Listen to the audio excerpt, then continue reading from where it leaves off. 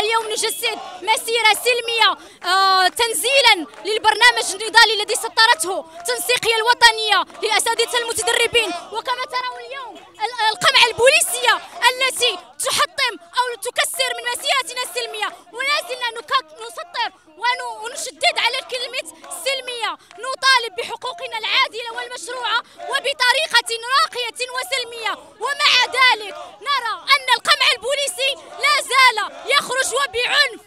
نكرر نندد بالعنف الذي نتعرض له، بعض الأساتذة من صفوفنا تعرضوا للقمع وإصابات بالغة في صفوفنا، ولن نتنازل. وأوجه رسالة واضحة لوزارة الداخلية أن القمع لن يرهبنا ولن يثنينا عن وصول وتحقيق مطالبنا العادلة والمشروعة. وبالكيران هاك الجديد التصعيد التصعيد التصعيد، ولا رجوع للوراء، وسنة بيضاء لا تهددنا.